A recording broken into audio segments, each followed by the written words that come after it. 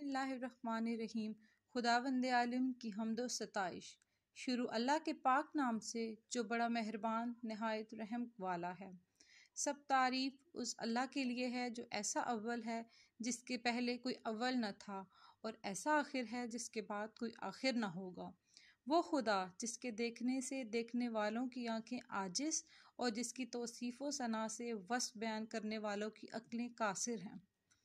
اس نے کائنات کو اپنی قدرت سے پیدا کیا اور اپنے منشائے ازلی سے جیسا چاہا اسے ایجاد کیا،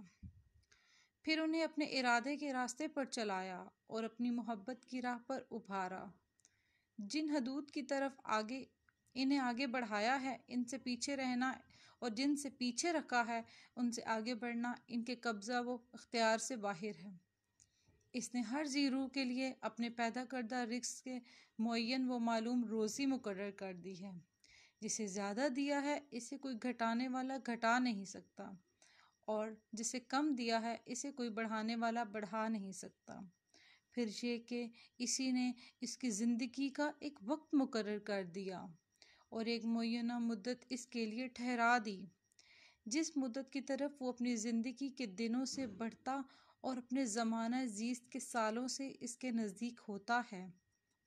یہاں تک کہ جب زندگی کی انتہا کو پہنچ جاتا ہے اور اپنی عمر کا حساب پورا کر لیتا ہے تو اللہ اسے اپنے ثواب بے پایا تک جس کی طرف اسے بلایا تھا، یا خوفناک عذاب کی جانب جسے بیان کر دیا تھا، قبض روح کے بعد پہنچا دیتا ہے،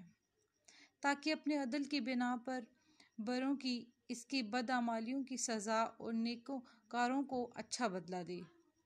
اس کے نام پاکیزہ اور اس کی نعمتوں کا سلسلہ لگاتار ہے۔ وہ جو کرتا ہے اس کی پوچھ گچھ اس سے نہیں ہو سکتی، اور لوگوں سے بہرحال باز پرس ہوگی۔ تمام تعریف اس اللہ کے لیے ہے کہ اگر وہ اپنے بندوں کو حمد و شکر کی معرفت سے محروم رکھتا، ان عطیوں پر جو اس نے دیے ہیں اور ان پے در پے نعمتوں پر جو اس نے فراوانی سے بخشی ہیں، تو وہ اس کی نعمتوں میں تصرف تو کرتے مگر اس کی حمد نہ کرتے، اور اس کے رزق میں فارغ البالی سے بسر تو کرتے مگر اس کا شکر بجا نہ لاتے، اور ایسے ہوتے تو انسانیت بے حدوں سے نکل کر چوپالوں کی حد میں آ جاتے، اور اس توصیف کی مصداق ہوتے جو اس نے اپنے محکم کتاب میں کی ہے کہ وہ تو بس چوپایوں کی مانند ہے، بلکہ ان سے بھی زیادہ راہ راست سے بھٹکے ہوئے۔ تمام تعریف اللہ کے لیے ہے کہ اس نے اپنی ذات کو ہمیں پہنچوایا اور حمد و شکر کا طریقہ سمجھایا، اور اپنی پروردگاری پر علم و اطلاع کے دروازے ہمارے لیے کھول دیے،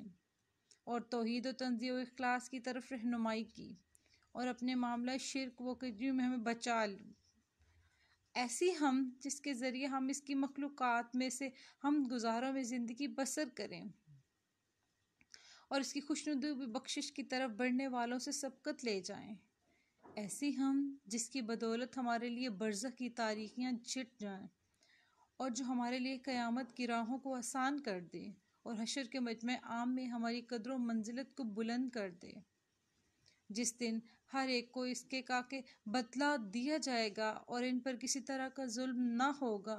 جس دن کوئی دوست کسی دوست کے کچھ کام نہ آئے گا اور نہ ان کی مدد کی جائے گی۔ ایسی حمد جو ایک لکھی ہوئی کتاب میں ہے جس کے مقرب فرشتے نگہداشت کرتے ہیں، ہماری طرف سے بہشت بری کے بلند ترین درجات بلند ہوں۔ ایسی حمد کہ جس سے ہماری آنکھوں میں ٹھنڈک آئے جبکہ تمام آنکھیں حیرت و دہشت سے پھٹی